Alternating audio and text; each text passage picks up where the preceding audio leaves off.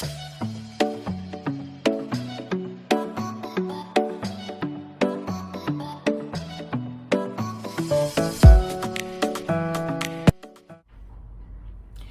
everyone, this is Naya Patel and welcome back with me on the Mom Edition.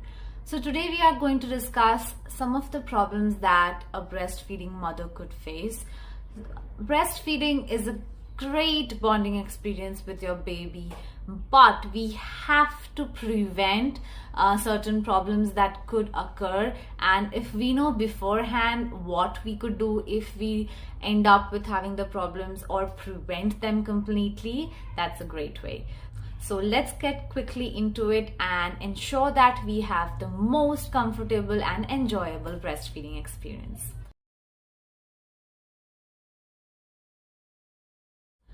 So as I said, if you don't treat your blocked milk ducts, it could lead to infections like mastitis, which is a bacterial infection where it could show up cold and flu-like symptoms where you have fever, chills, and just general body ache. So this bacterial infection needs to be treated with antibiotics and some pain relief medicines from your doctor, but make sure that you just take what is prescribed to you. Don't try to self-treat, because as we know, when we breastfeed, everything that we eat goes to our baby, so we don't want anything harmful going to our baby. So definitely stick to the prescriptions on this one. Some common causes of mastitis include engorged breast and blocked milk duct, as I said. Also, cracked nipples could give a way and passage for the bacteria to enter the breast.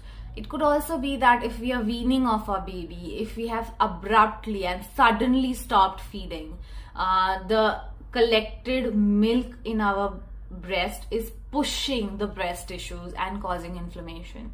So an abrupt sudden weaning is definitely not suggested by me unless there is like a very good reason for you to do it. In fact, I have made a video recently which is like my attempt at a complete guide about how to wean your baby off, and I'm going to link it here, where I have argued that gradual mother-led weaning is the best way to go about it to prevent problems like this, like mastitis. So definitely do check that out.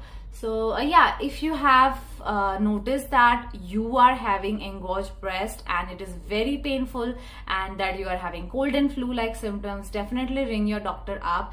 Another type of infection is a viral infection, which is a thrush, where your breast is having red spots over it, whereas your baby's mouth has also contracted that thrush and the baby's mouth is full of white spots which cannot be wiped. So this also needs medical attention for you and your baby. And thrush is generally found when there is a very poor hygiene and when you are not keeping your breast clean, and if you have used some soap or if you have used some things on your breast which are not supposed to be used, it could cause a thrush situation. So another possible problem is the letdown reflex, where when you sit to breastfeed, your breast milk just doesn't come out. So we know that breastfeeding is a physical thing, but it is as much as a psychological thing. So letdown reflex is very common in the first few weeks, where you are very anxious whether you're going to be able to nurse your baby properly or not. So what you need to do is just let go of that anxiety, just relax. Just think about all the positive things that you are going to do for your baby by breastfeeding, and just give up that stress of breastfeeding, because it is supposed to be a happy experience. So once you have done that, you could also massage your breast. Again, massaging the breast is like the golden rule for preventing and treating most of the problems. So just massage the breast so that all the milk which is built up is ready and it's stimulated and ready to come out. Second thing what you can do is be in a comfortable position and make sure that you are bringing the baby up to you and not taking the breast toward the baby. Because when you do that, when you take your breast toward the baby, your posture is spoiled. You might have neck problems, you might have back problems.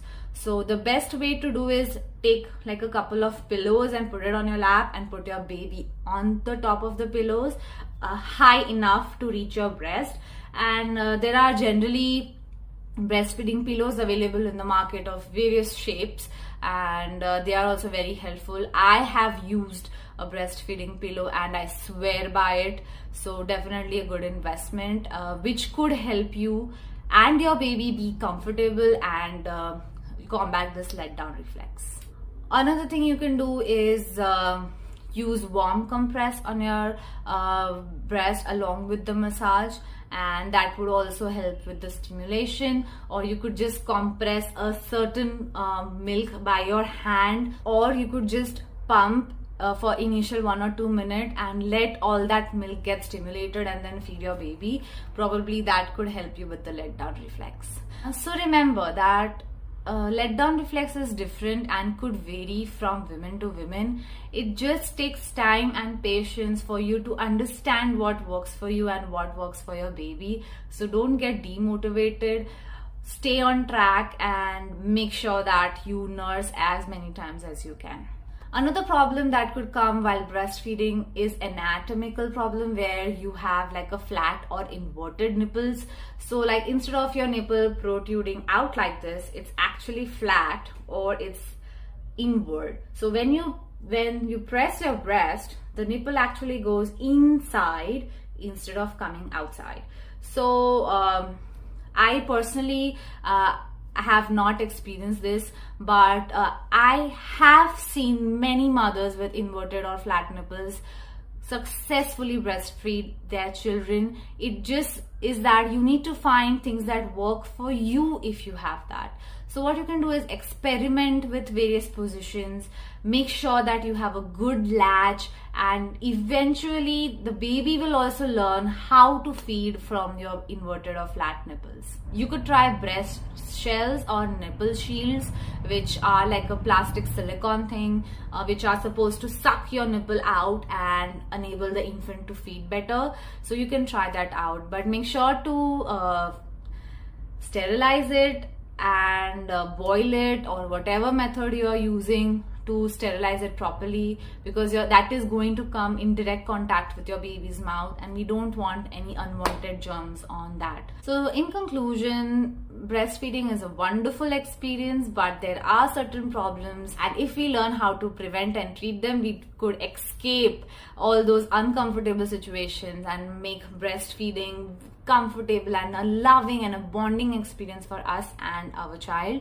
Just make sure that you are eating well, you are sitting properly, you are relaxed, stress-free, and just in a really positive mind space while breastfeeding your child, because you're going to pass all that to your kid. So if you're a happy mom, you are going to have a happy child.